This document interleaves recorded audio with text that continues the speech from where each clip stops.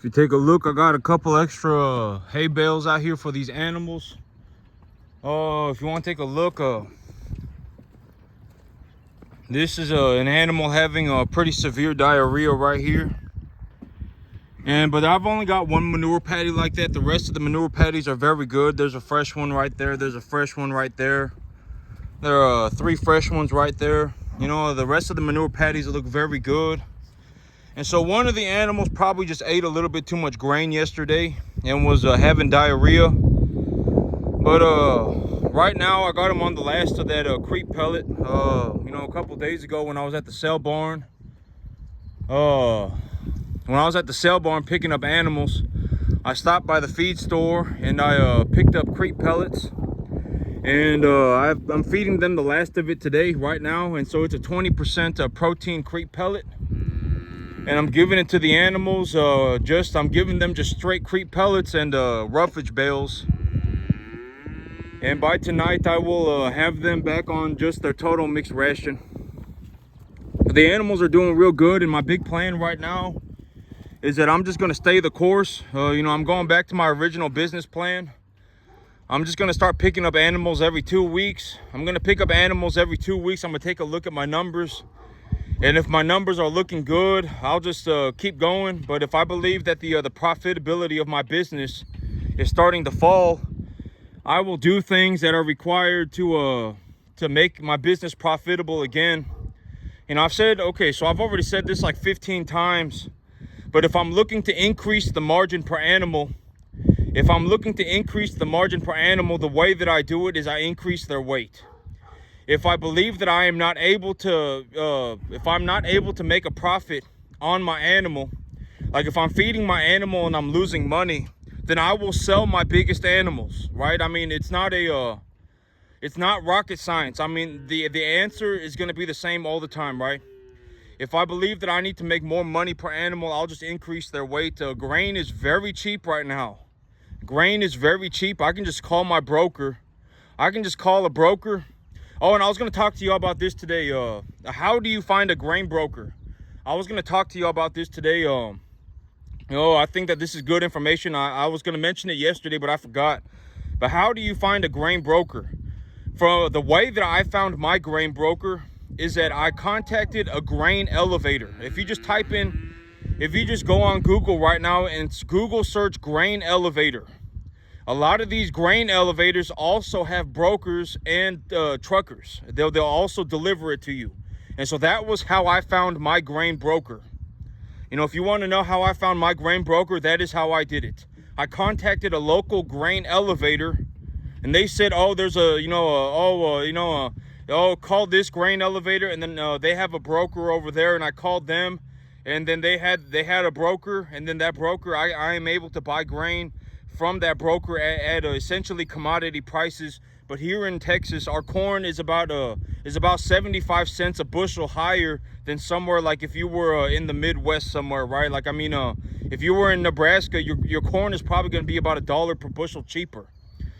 But here in Texas, you know, our corn is a little bit higher. But, you know, that's what I mean by, if you go on the stock market right now, if you go on the stock market and look up the commodities markets, the price of the commodity is roughly just going to be about the same. It may not be perfect, it may not be exact, but it's going to be roughly about the same. You know, give or take, you know, like over here I may, but here's the thing, it's like about Texas, the thing about the area that I'm in, you know, I've always said you need to take a look at your local commodity market and figure out an advantageous situation for you. Because in your local market, I mean, you may be able to rent 1,000 acres. I mean, you may legitimately be able to, you know, lease 1,000 acres for $35, $25 an acre. I mean, a year, you might be able to, right? I mean, that might be your advantageous situation.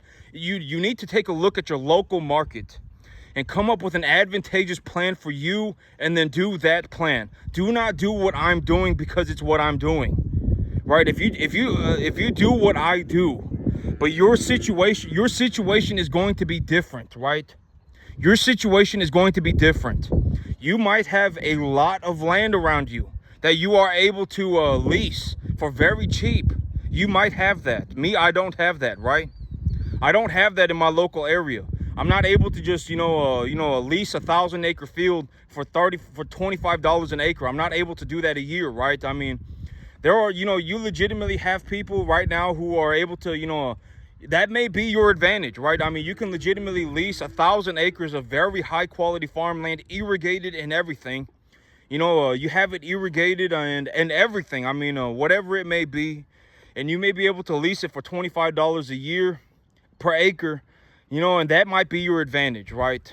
That might be your advantage. And then if you have something like that, it's like, I would very highly consider running mama cows, because if you have mama cows, I mean, if you have a mama cow, I mean, that mama cow is going to cost you like $25 a month, right? I mean, if you really took care of that mama cow, and,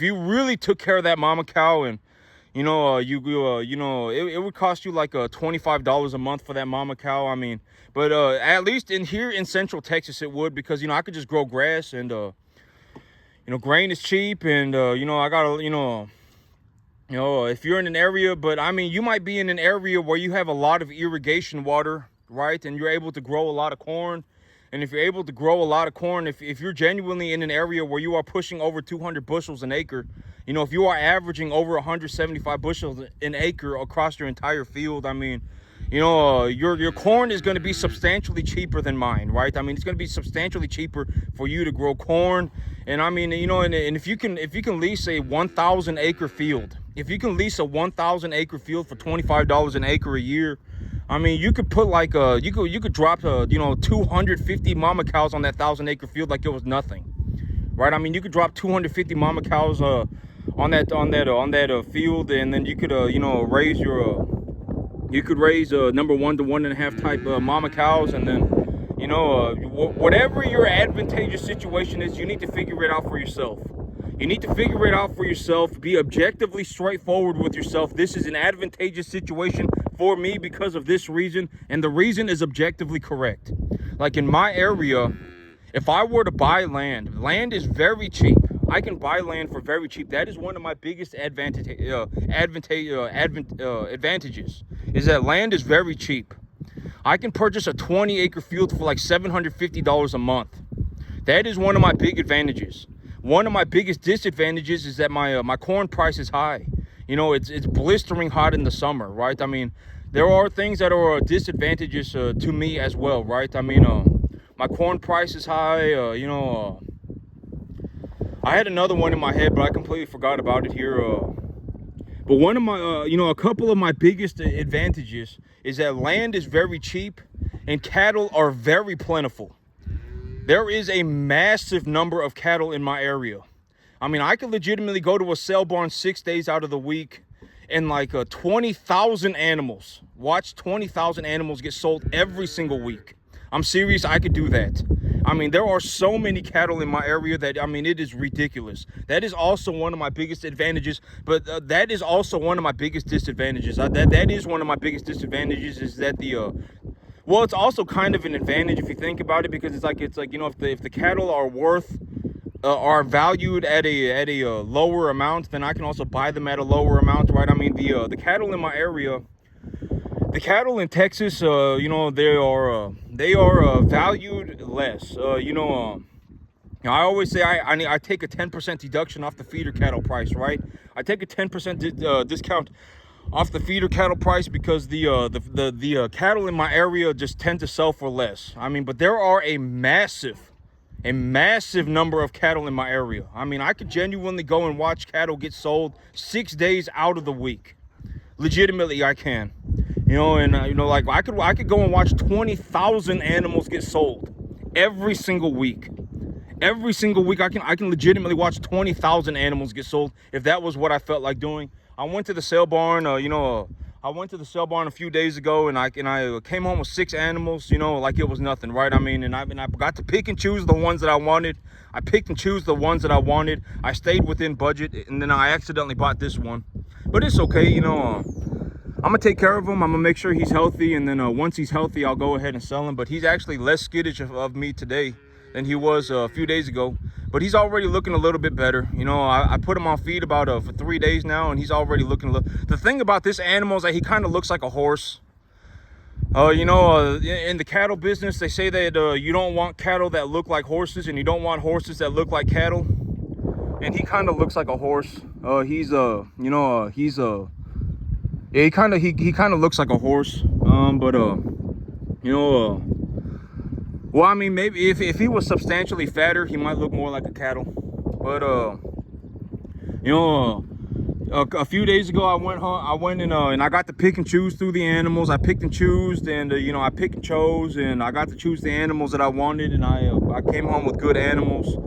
But that's the big advantage of my area, is that land is cheap, and there are a massive number of cattle. If you just go driving around, you're gonna see a lot of cities that essentially have more cattle than they do people. A lot more cattle than they do people. I mean, the population of the city is going to be like 1,500, 1,000 people, and there will just be thousands of cattle everywhere. I mean, tens of thousands of cattle. I mean, all over the place. I mean, cattle. There was such a massive number of cattle in my area.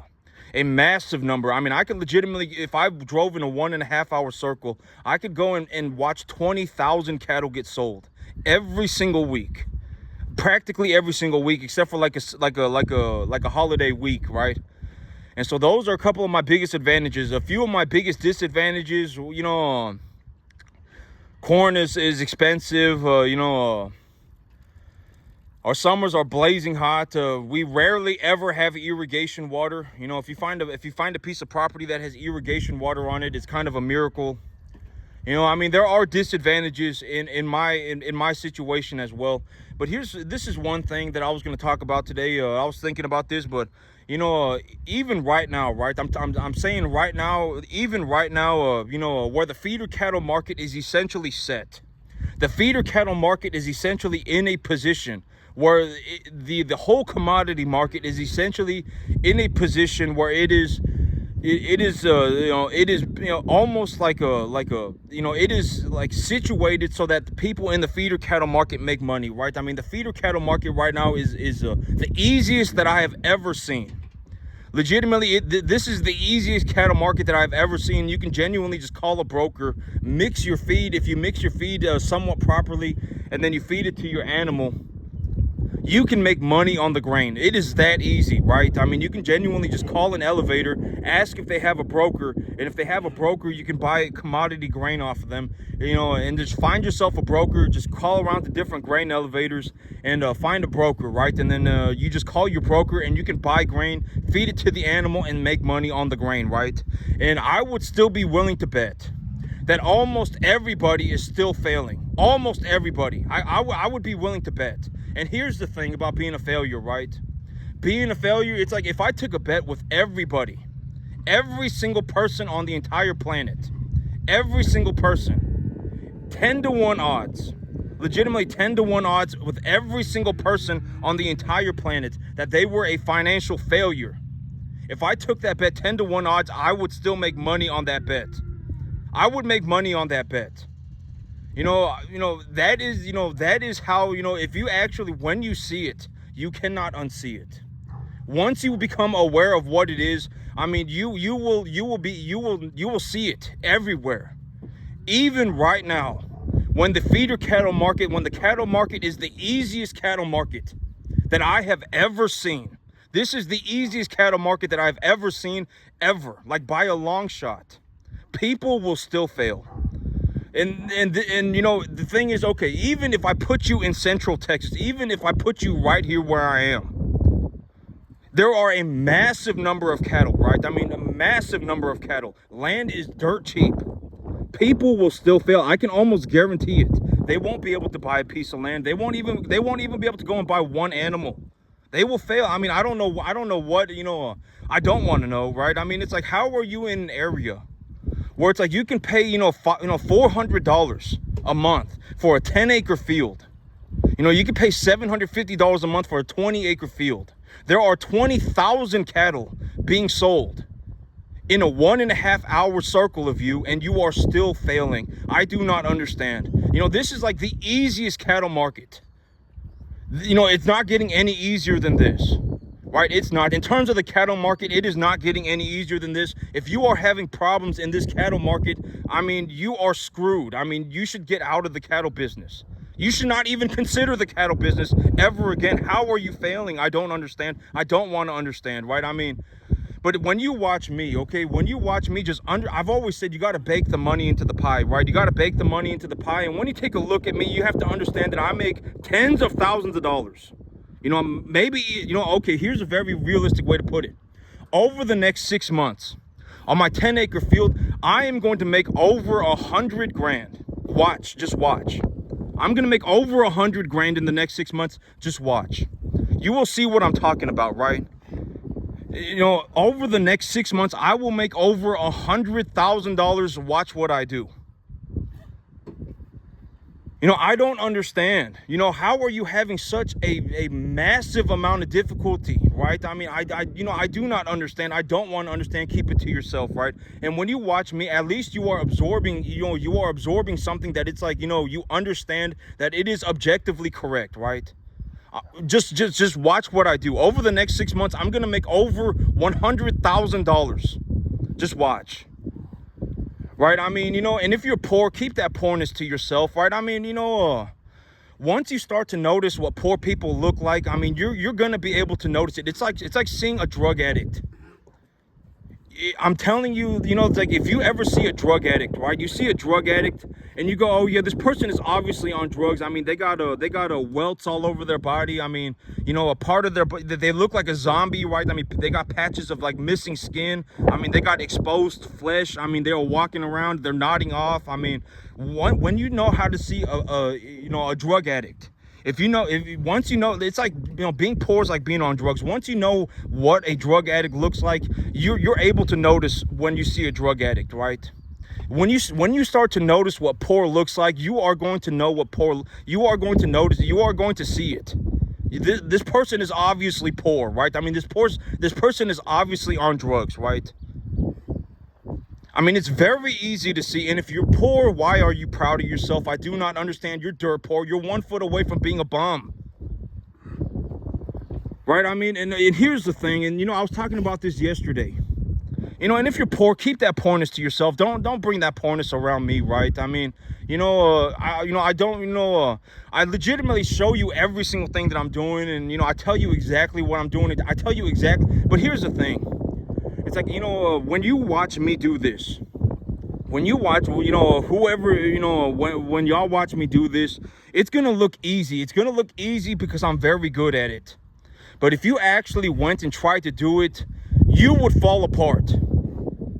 I would be, okay, here's the thing about being a financial failure.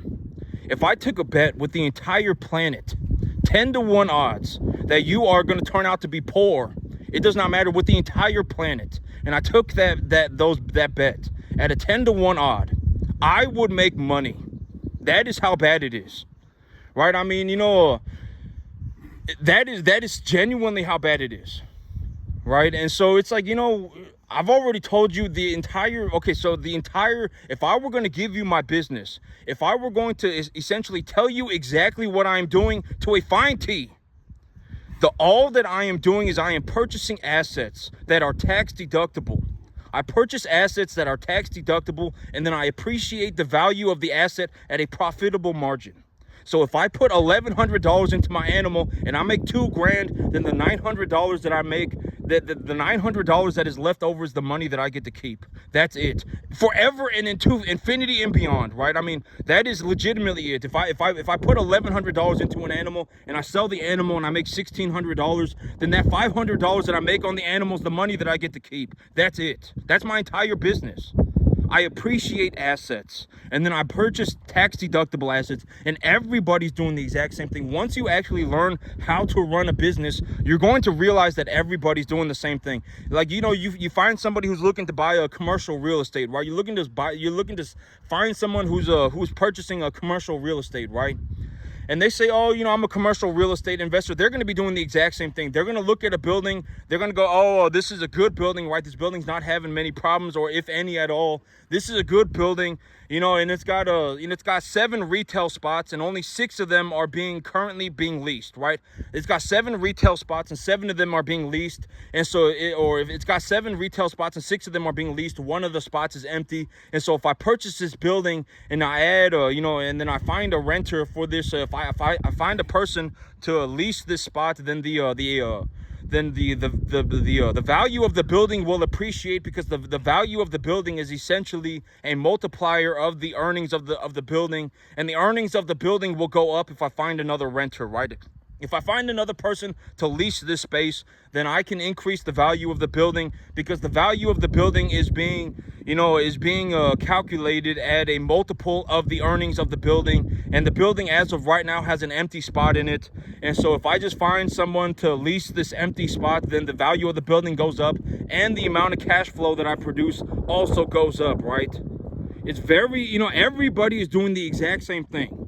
And then if you purchase a building that is less than 30 years old, you can depreciate the value of the building, right? I mean, you can depreciate like 2.7. You know, you have purchased an asset that is tax deductible. You are able to depreciate the building off of your taxes. And then you are able to increase the value of the building by increasing the cash flow that is produced on the building, right? I mean, everybody is doing the exact same thing. It's not just cattle. I mean, you know, once you learn how to, you know, run a business, everybody's doing the exact same thing. It does not matter if you're running cattle. It does not matter if you're investing in commercial real estate. You can be investing into 1,000 apartments. Let's say you show up at an apartment building and you take a look at an apartment building and you say, you know, this apartment building has 50 units right now, and the owner has not raised, the apartment has 50 units right now, and the owner has not, has not raised rent for like the last, 10 years. And so you say, oh, well, if I buy this building right now, it's got 50 units, and all I have to do is raise the rent, right, by $100 a door. Boom, there's an extra $5,000 for you. The building is now worth more, and whatever it may be, right? And and if the building is less than 30 years old, you can depreciate the value of the building off of your taxes. Everything is the exact same. It does not matter if you're in the cattle business. It does not matter if you are in, commercial real estate. It does not matter if you are in residential real estate. All businesses operate the exact same. Every single last one of them. You purchase tax deductible assets. You appreciate the value of the asset. And then, realistically, you want the asset to be cash flow positive, right? If it produces enough money to cover the debt service, then essentially the asset itself is paying for the loan, right? And then the extra money that you get to keep, the extra money that comes off the top is the money that you get to keep. And if you see a way to increase the cash flow, or whatever it may be, raise the rents by $100, or let's say the apartment is currently 90% occupied, but you believe that if you put in new rugs, and it's, if you put in new rugs or whatever, then you can increase the occupancy, or whatever it may be, right? I mean, as long as, everybody's doing the exact same thing. Everybody's doing the exact same thing. And I'm not suggesting that people go and start a business. And here's the thing, if anything, I'm suggesting that you don't start a business.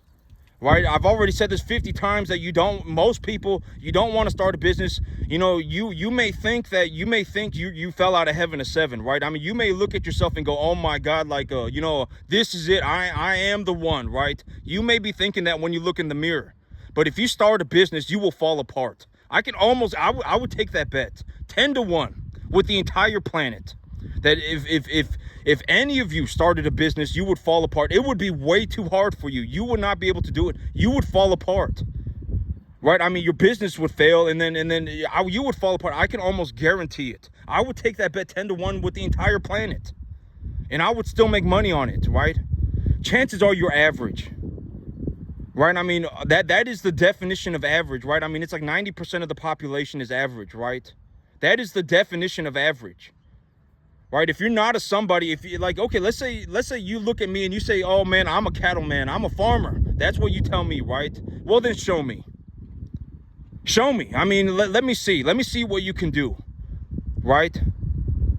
Let me see. I mean, why not? Let me see, right? I mean, I'm showing you right now, right? I'm showing you my cattle.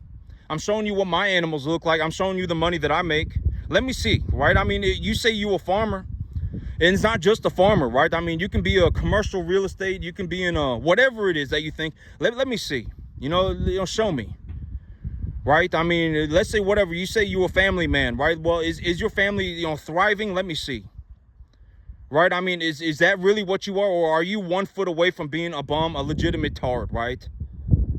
Let me see. I mean, it's not hard, right? I mean, legitimately, everything that I was talking about yesterday, if you made an extra $10 an hour, if you made an extra $10 an hour, this is what I'm saying, that it just takes 1 centimeter, right? I mean, it's not some life or death battle. Do not turn everything in life into a life or death battle. If you turn everything in life into a life or death battle, right? I mean, it's kind of pathetic, right? I mean, it's like,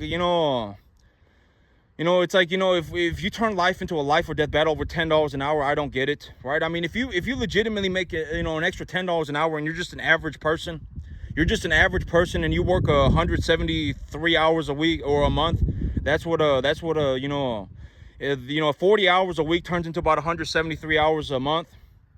If you make an extra $10 an hour, that's an extra $17,000. That's an extra, $1,700, a month, right? That's an extra like $20,000 a year, right? I mean, and realistically, I would be willing to bet, right?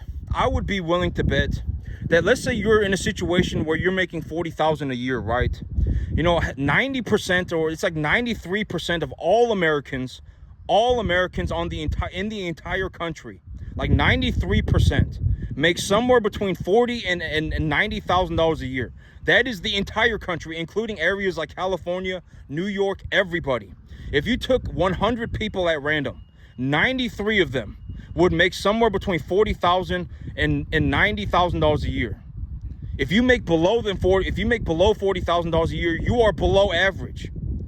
If you make over $90,000 a year, you are above average.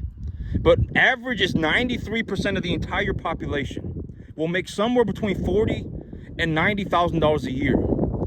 So for 93% of the entire country, if you just found a way to make an extra $10 an hour, an extra $20,000 a year, it would drastically change your life. Drastically. For the better, more than likely. I mean, you could set up a retirement account. You can purchase a whole life insurance policy. But here's the thing. I was at church yesterday because my brother was getting baptized. And I thought about this. And I was like, but my brother was getting baptized at church yesterday. And so I went to church yesterday to watch his baptism. And, I was sitting in that room taking a look around. And I was like, the thing about me is that you see me right here. If something were to happen to me, whether I go to hell or heaven, hundreds of thousands of dollars would fall from the sky for my family. Legitimately, hundreds of thousands of dollars. Whether I go to heaven or hell, when I die, when I meet God and God says, I don't approve of what you did, and you're going to hell, it does not matter. Hundreds of thousands of dollars will rain down from the sky for my family. That was what I was in church and I was sitting there thinking about it, and I was like, I don't think, like these people, they don't understand, like I wonder if these people know, right? I mean, it's like, I've got life insurance. I've got a life insurance policy that I can take a 0% loan against. I've got hundreds of thousands of dollars in assets. I've got a property worth hundreds of thousands of dollars. Legitimately, if something were to happen to me, right, hundreds of thousands of dollars would fall from the sky for my family. Right? I mean, how many people can actually say that? But that was what I was thinking about when I was in church yesterday. I was sitting there in church, and all these people, they sitting there too, right? And I'm not making fun of them, I'm not making fun of them. And my brother got baptized, and I was like, my brother, at the rate that I'm going, me and my brother, we're going to be rich forever, right? I mean, I make such a ballistic amount of money. You're going to see what I mean. over the next 6 months, I'm gonna make over 100 grand.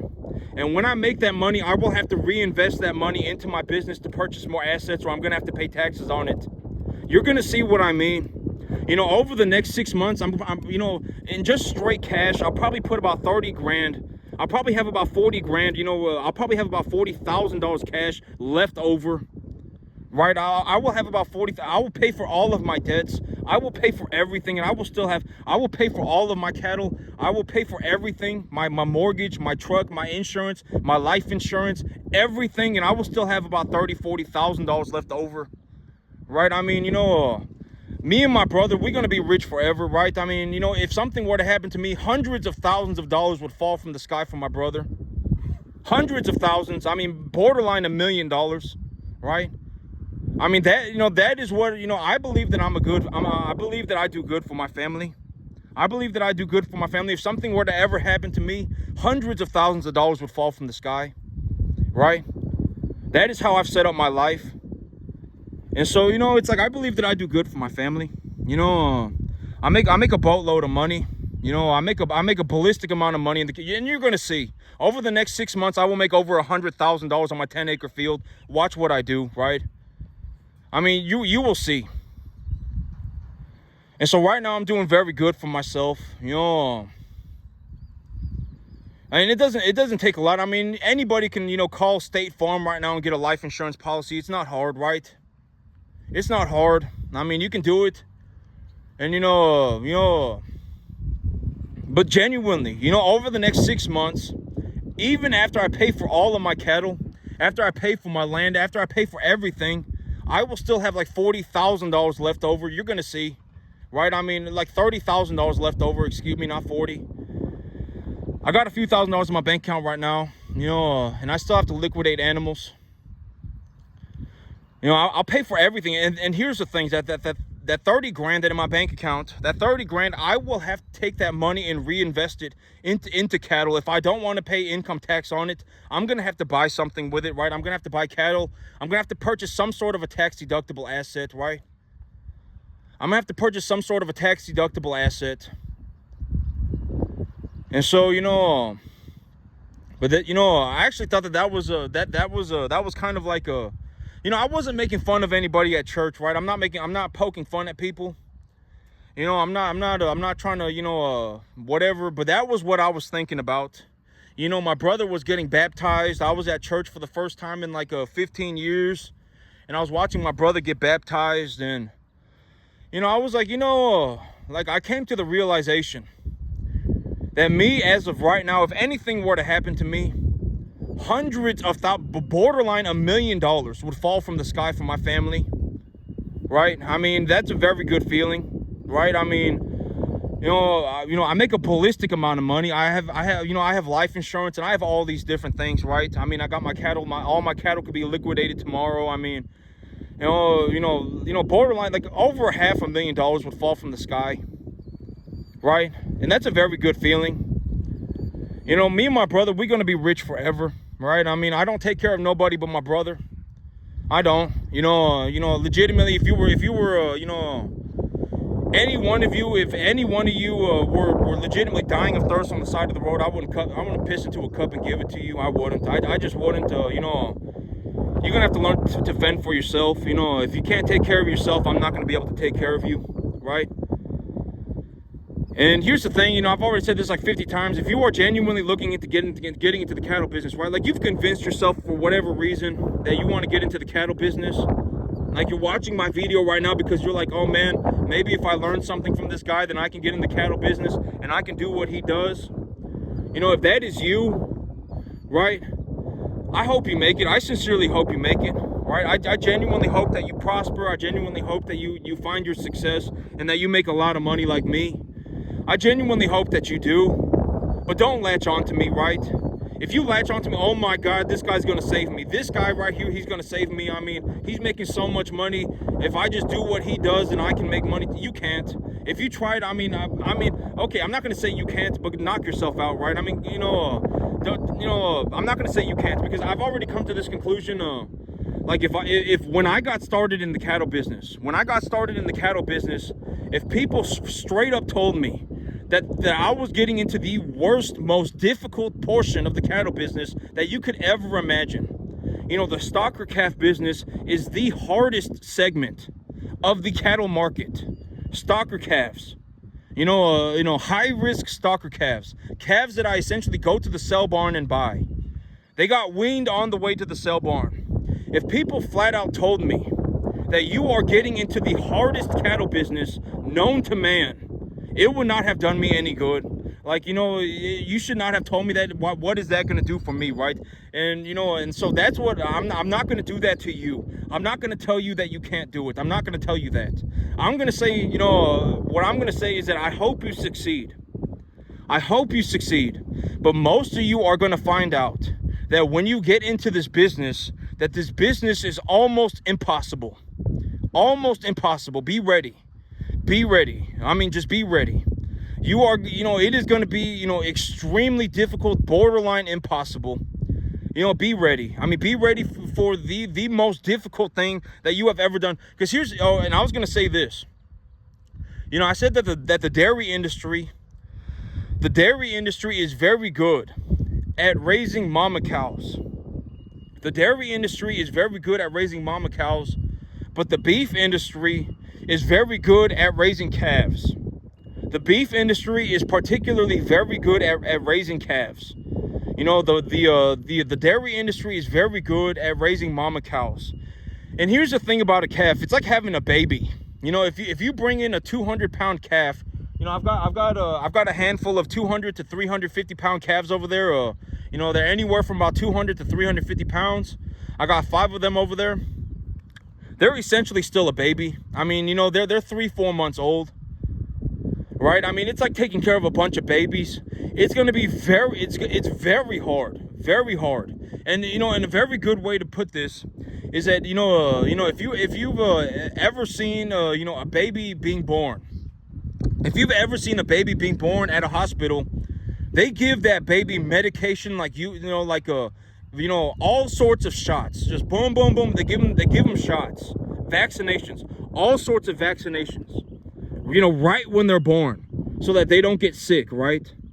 And then they put them in like these sterile rooms and all sorts of stuff, right? You have to essentially do the same thing for calves. It's like having a bunch of babies. You're gonna have to give them a bunch of shots. You're gonna have to put them in a sterile situation. You're gonna have to put them on a certain type of food. You're gonna have to, you know, make sure that they're eating and that they're doing okay every single. It's like having, but that is what the beef industry is very good at. The beef industry is very good at raising calves. The dairy industry is very good at raising mama cows. And it's like, you know, if you genuinely believe that you are a cattleman, if you genuinely believe that you're a farmer, then go and do it, right? Go and do it. Let me see. You know, show me. Why not, right? I mean, if you genuinely believe that you can start a farm on 10 acres and make yourself $20,000 a month, then go and do it. You know, go and do it. Show me, right? Why are you sitting there going, oh my God, I fell out of heaven to 7. I can do this. You know, when you're 1 foot away from being a bum, right? I mean, you know, show me, right? I mean, every single last one of you, you know, if you're watching my video to be a cattleman, then show me. You know, you are sitting there watching my video, convincing yourself that you were born some mystical, magical creature and that you can be a cattleman. Well, then show me. Go and be a cattleman, right? I mean, go and run cattle. Let's see, right? I can almost guarantee you, I would make you look like you were handicapped. If you tried to farm tomorrow and you had to farm and you and me were farming at the same time, you would look handicapped, right? I mean, I would legitimately run you over so hard. I mean, you would be pathetic, right? I mean, keep your porners to yourself, right? If you genuinely believe that you can be a farmer, if you genuinely believe that you can be a cattleman, if you genuinely believe that you can, you know, I make about $20,000 a month here. If you genuinely believe that you can do it, then go and do it. Don't sit there going, oh my God, I fell out of heaven to 7. You know, I am the one. Don't be sitting there doing that. I mean, show me, right? Because chances are you're average and you're going to be average forever. I can almost guarantee it, right? I mean, you know, 93% of the population is average, right? And then, you know, 3% of the population is above average, and then 3% of the population is below average. If you make less than $40,000 a year, you're below average. If you make more than $90,000 a year, you're above average, right? I mean, the numbers don't lie. I mean, I've always said money's not subjective. Money is objective, right? Either you make the money or you don't. And if you're poor, keep your poorness to yourself, right? Don't drag me into your BS, right? I mean, don't, the worst thing you can do if you're a poor person is turn other people poor, right? I've already said that 50 times. If you're poor and you're trying to make other people poor, keep it to yourself, right? Stay poor yourself. Don't encourage other people to be poor, right? There's a reason you're poor. The same reason you were poor yesterday is going to be the same reason you're poor today. It's going to be the same reason you're poor tomorrow. It's going to be the same reason you're poor forever. And if you don't make money, you don't make money. Money's not subjective, right? Money is objective. And I was going to say, either you make the money or you don't. And I was going to say one last thing. Over the next 6 months, I'm going to put about $30,000-$40,000 a month away, $30,000-$40,000. Actually, I will be putting $30,000-$40,000 a month into my bank account at some point here very soon, within the next 2 months or so. I'll probably bring home about 30 grand. And, I'm going to hold on to the money. And because, I've been talking about this deal that I'm doing for real estate right now. I'm looking to buy this $350,000 property. It's a 50-acre property that I'm looking to buy for $350,000. It's essentially like a less than $2,000 a month. And I'm looking to buy this property. And the owner of the property is essentially just being a tard. I don't understand. I don't want to understand. Keep it to yourself. Okay, but here's the thing. It's like me, if I were, like let's say I purchased the property, right? I purchased the property 2 years ago, 3 years ago, 4 years ago, 5 years ago, 20 years ago, whatever it may be. If I purchased the property, and let's say I purchased the property at a 3.5%, 4% interest, right? I purchased the property at 3.5%, 4% interest, and I genuinely found a rich person. I'm not saying, I've always said do business with rich people, right? I've always said you don't want to do business with poor people because poor people are poor for a reason. And it's not just their money, right? I mean, it's usually they also have character problems, right? They're also kind of a tard, right? And so, always do business with rich people. Find somebody who is, if you talk to them, you can figure out that they're rich, right? If you talk to them, they got a, right now I'm making about $12,000 a month. They drive a decent car. They're not pulling up in some Lamborghini. They talk to you about their business. You go and you take a look at their assets and you take a look at them and you go, this person is obviously rich. This person is obviously rich, right? I mean, they are making an excessive amount of money. It's very obvious. You can tell when you see it, right?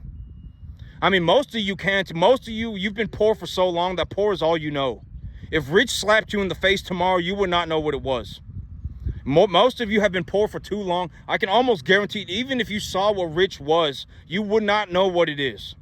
Like if I spoke to you about assets and surrounding yourself with appreciating assets, you wouldn't know what it was. If I genuinely told you how to classify an asset, you want to purchase 1 to 1.5 type medium large frame animals, and it does not just have to be farming. It could be anything. It could be a 1,000 unit apartment building. If we found a 50 unit apartment building and you got a rich person over here on one side and then you got a poor person over here on the other side, the rich person could be like, oh man, this apartment building is 25 years old. It's not taxed. It's not depreciable anymore. It's being held by an investment company. The owner has not raised rents in 15 years. They're willing to, a rich person will talk like that. Oh man, if I purchased this asset and I raised the rents by $100 a door, then I can increase the value of the asset and also increase my cash flow. Rich people will talk like that. And poor people will sit there and watch the rich person and not know what at anything at all. Legitimately, the rich person could legitimately sit there and tell you exactly what they are doing, and a poor person will have zero idea. They will, and even worse, they will be of low character. They will be of poor character. I fell out of heaven to 7. My life is a mystical, magical journey, and then they will turn into that. Right, I can almost guarantee it. If you put a rich person and a poor person together, the thing that the rich person talks about is going to be different than the thing that the poor person talks about. I can almost guarantee it. Put a 50-unit apartment building in front of a rich person and put a 50-unit apartment building in front of a poor person. See what they say. See what the rich person says and see what the poor person says. And so, me, if I had an asset, and let's say I purchased the asset 5 years ago, and I got it, and I got it on a 30-year term, right? I got it on a 30-year term and I got 4% interest on it. The value of my asset has gone up by, let's say, 10%, right? Or whatever it may be. You know, I bought it 5 years ago, and the value of my asset has gone up, 10%. And I locked in. I got a fixed rate at 4%. If I met another rich person, if I was selling this asset, and the current interest rate environment is about 7.5%, if I met a rich person that was wanting to buy my asset from me, I would gladly sell or finance it to them at 0% down for like 7.5%. I would match the commercial rate. I would match the commercial rate and give them, I would tell them, a down payment is pathetic money, right? I mean, you give me 100 grand tomorrow, what am I going to do with 100 grand? Nothing, right? I mean, legitimately the money, 100 grand, what are you going to do? Walk off into the sunset? I don't want a 20% down payment, right? Let's say it's a $500,000 asset. What am I going to do with 100 grand? 100 grand is a pathetic amount of money, right? I can make 100 grand in 2 months. I don't want your 100 grand. If I genuinely met a rich person and the rich person was telling me, I want to buy this asset because of this reason, and they gave me an objectively straightforward reason. You know, right now I make about $12,000 a month. You know, I'm leveraged for, my business and everything. You know, it costs about $8,000 a month. And, I have assets. I purchased a building I purchased a building 6 months ago. I purchased a building 6 months ago. And after I purchased it, I increased the occupancy by 5%. And then I increased the rates, I increased the rent by $50 a door. And, I went from making $9,000 a month to making $14,000 a month. And, I want to purchase your asset because I want to, if you were a rich person and you spoke to me, I would pick up on it very fast. If you are a poor person, okay, and imagine this. If a rich person came up to me and asked me to purchase my asset, and a poor person came up to me and asked me to purchase to purchase my asset, the poor person, oh my God, this is my life. This is my mystical, magical journey. Right? Please give me the deal because I fell out of heaven a 7. I deserve this deal. Please give it to me, right? Please. Oh my God, you 1 foot away from being a bum. And then the rich person is going to be like, oh, well, if I purchase your asset, 6 months ago, I purchased a different asset. It was a 50-unit apartment. And on that 50-unit apartment, the original occupancy rate was 90%. And it's now 95%. But the building is 30 years old. The building is 30 years old. And so, I want to purchase your property because if I purchase your property, it's a newer property and I can depreciate the value of your asset. I can depreciate the cost of this building off of my income because my income went from like $9,000 a month to $15,000 a month over the last 6 months. And so I need to purchase an asset right now because if I don't purchase an asset right now, I'm going to be stuck paying like 40% of my money in income tax. Right, and so if I purchase your asset right now, I can essentially turn it into a rental property. Whatever whatever it is that you do, and then you can depreciate the cost of the asset off of like if you were a rich person and you spoke to me like that and you gave me something, because everybody's doing the exact same thing, right? And you gave me something like that and you said, this is why I'm doing it. Then I would gladly sell you my property at a 0% interest, or not a 0% interest. I would gladly sell you my property. I would gladly sell it to you at a 0 down payment. You would give me 0% down payment. And I would match the commercial rate for you. If the commercial rate right now is 7.5%, I would match that commercial rate for you. I would gladly do it. And I would give you a 30-year loan. I would gladly do it. Because think about it. I'm making, if I have a fixed rate at 4%, and you are offering me 7.5% interest, that's a 3.5% interest rate difference, right?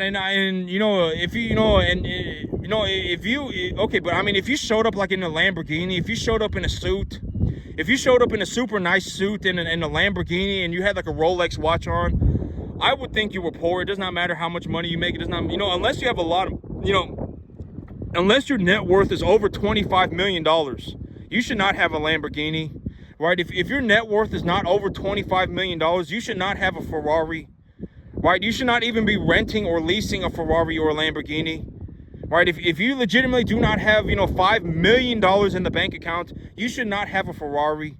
You should not have a Lamborghini. You should not even be renting those things. You should not even be leasing those things, right? You should not have on a $100,000 Rolex watch. You shouldn't. You're not impressing anybody, right? I mean, if you had a net worth like that, and if you had like if you had less than $5 million in your bank account, and you showed up and you showed up in a Ferrari, I would think you are a tard, right? I mean, you're not impressing me. I mean, that's not impressive. You're stupid. You're a tard, right?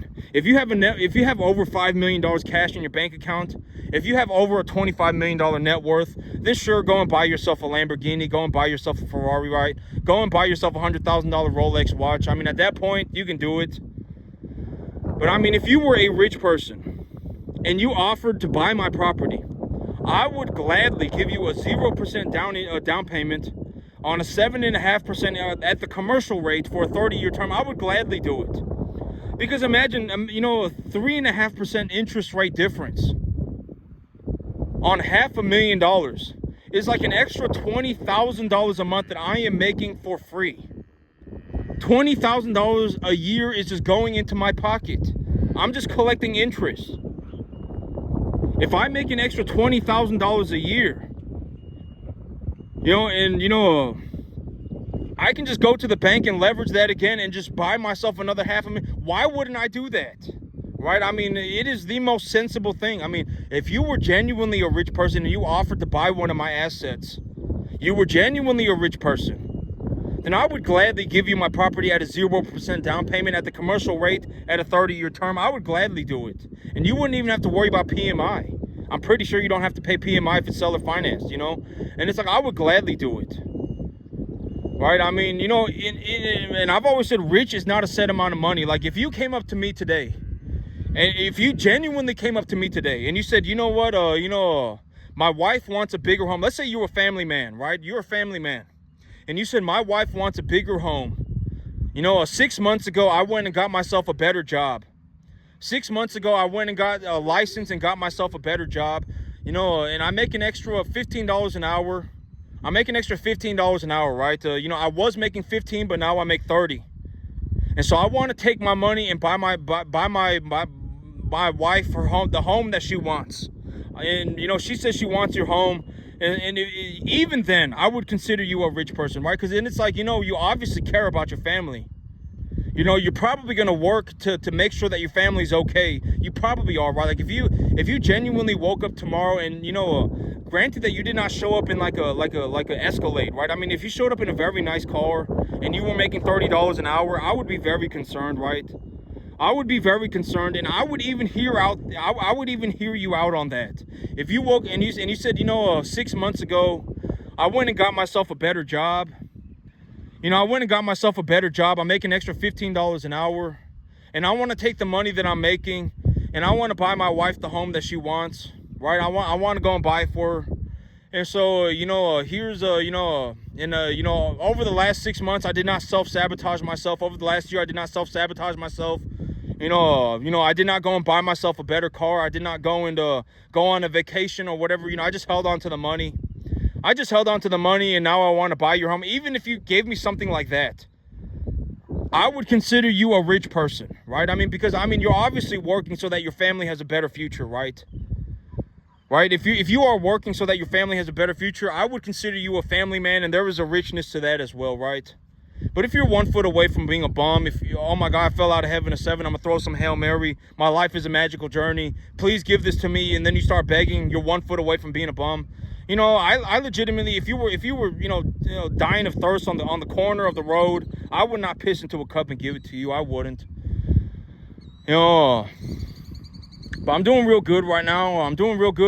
And I'm just gonna stay on course for my business. I'm gonna bring in animals every 2 weeks, and if I do not believe that I can, raise the value of my animals profitably or anything like that, if I see the need to, if I need the cash, whatever it may be, I will no, liquidate my assets. At that point, I will liquidate my assets, and then you know, I'll continue my business the way that I've been doing it. But that's it for me today, YouTube. Y'all have a good one.